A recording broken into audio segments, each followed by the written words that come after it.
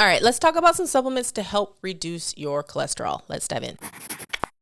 First things first in this conversation, you need to actually know, what are we targeting? Are we targeting total cholesterol, LDL-C? Are we trying to increase HDL? We're trying to lower triglycerides? Or are we looking more specifically at LDL particle number, ApoB, or even the size and density of those LDL particles? So you need to know that first. And I actually break all that down about what those numbers mean, what they mean for your cardiovascular risk, and how to test them in the previous video. So if you need to watch that first, go ahead. You can pause this one and come on back. Now that we've got that disclaimer out of the way, let's talk about some of my favorite supplements that I use clinically in reducing cholesterol and some of those things we just talked about. First of which is nattokinase. Yes, I said nattokinase, and it is from fermented soybeans. It is an enzyme from natto. And this one is really cool because it helps to reduce total cholesterol as well as LDL-C. What's interesting with this one is that it also can help reduce your risk of clotting because it can help to break down fibrin, and it can also help to reduce hypertension or your blood pressure by targeting ACE, or angiotensin converting enzyme. So this one is kind of a triple whammy. I think that was 3. I don't know how many things that was, but this one is really cool, is really interesting because it can have so many different therapeutic effects. And you're going to see that a lot with a lot of these different supplements, is that they can have multiple mechanisms of action. So again, this is why it's really important to know what you're targeting, because what you choose will change on you specifically and what you need to work on. So this is not a one size fits all. You really do need to know what you're working with, where you're starting, and what your therapeutic goals are. In that same vein, dosages for all of these, I can't really give you particular or individual dosages because, one, I don't know you like that. I'm not your doctor. But also I don't know your history. I don't know what else you're taking. And we can use these in combination a lot of times. So dosages are really going to range from practitioner to practitioner, just depending on what you got going on. That being said, with nattokinase, I generally will see or use anywhere between 2,000 and 10,000 units.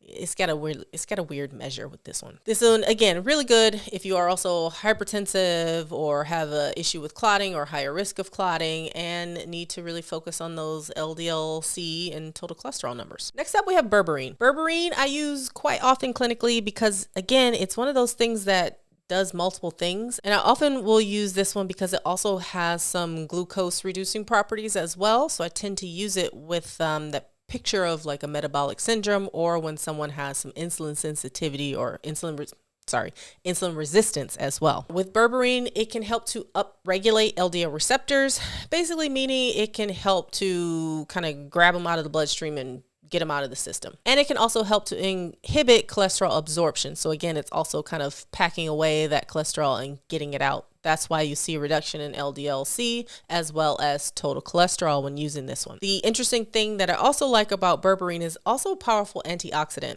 And we know that the oxidation of LDL or LDL-C is a contributing factor in cardiovascular risk. So it being a powerful antioxidant can help reduce that risk that you get a lot of that oxidation that can then lead to the cardiovascular issues or the plaque formation, et cetera, et cetera. So again, this one has multiple mechanisms, works on a number of different pathways, and is important to kind of think about what else it may be impacting if you're going to add this one into your routine. Oh, and berberine's also great for lowering triglycerides as well. So if that's part of the picture, this one might be a good option for you. Now, next one, bergamot. And yeah, I mean bergamot as in the one that's in like Earl Grey tea. It's that citrus type extract. This one is really cool because it, again, works on multiple mechanisms. This one can help to reduce your LDL-C, help to reduce your triglycerides, but also help to increase your HDL or your good cholesterol. On top of that, what I really love about this one, and then this is also where you really need to do further testing to know if this one is really relevant for you, is that it can help to increase the size of or change the size of those LDL particles. So as I mentioned in a previous video, it's not just your total LDL-C number. It really has to do with the particle number attached to that LDL, as well as the size and density of those LDL particles. Those small and dense those small and dense ones are the real troublemakers. They're the ones that are more likely to clump together and wreak havoc, creating those plaques and that buildup in the arteries, which again leads to a higher cardiovascular risk. So bergamot actually helps to increase the size of them because we want larger, fluffy, happy LDL particles rather than small, dense, angry, little mean particles floating around.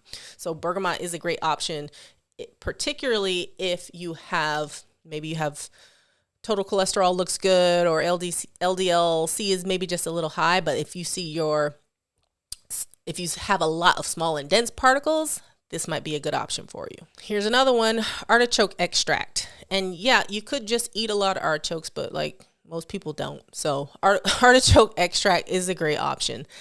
This one again, decreasing your LDL-C, decreasing your total cholesterol. And what's really interesting with this one is that there are now more studies that have been showing that it also helps to reduce non-alcoholic fatty liver disease, or basically like that fat in your liver. And when your liver has a lot of fat in it, fatty liver, that's not good. It could be from alcohol use or what we call not alcohol use, or non-alcoholic fatty liver disease, or fatty liver accumulation. So artichoke is interesting because it can also help with that aspect. A lot of times when we start to have fatty liver disease, or start to go into that picture of fatty liver disease, we see lipids start to increase. We see our LDL-C go up, and see your liver enzymes might be a little bit off. So this one is really great because it can help to reduce that, or help to walk that back. So I think you're starting to see how it's not just about, oh, this supplement reduces cholesterol.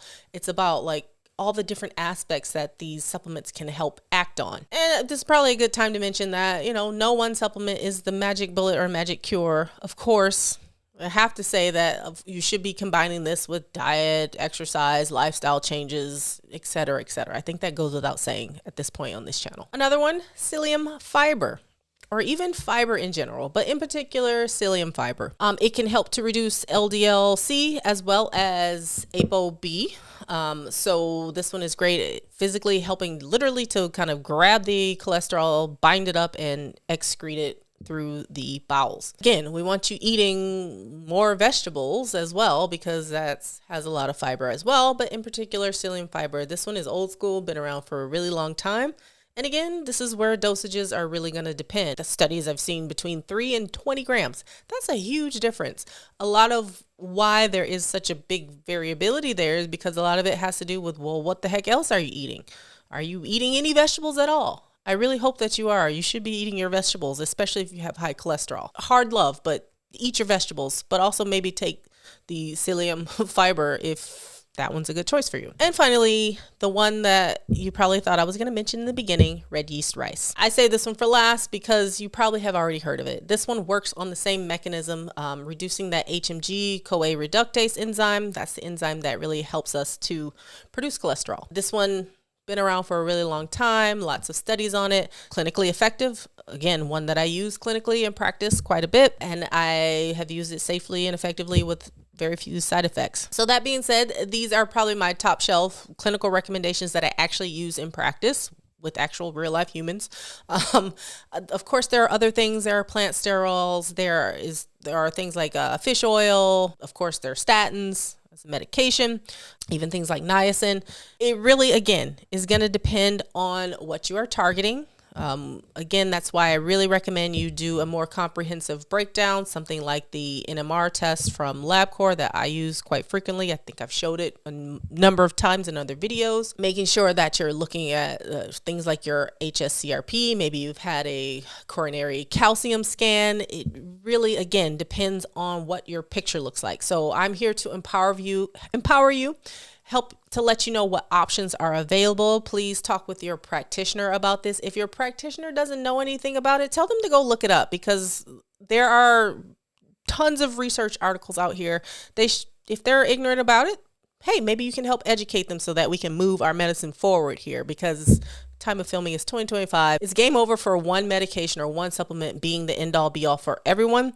This is individualized type medicine that I want to help empower you that is available and out there for you. So if you have any questions, you can leave them down below. I can't tell you specifically what dosage is down in the comments because I don't know you like that, and that's not how I'm allowed to practice. So these are guidelines that, again, I want to give you to empower you. If you would like to learn how to work with me, you can click on the link down in the description box. These are things we can talk about and discuss, and I can give you more information. Again, I'm here to empower you. I want you to help take back control of your health and wellness. So hope that this was helpful, and I'll see you in the next video. Bye.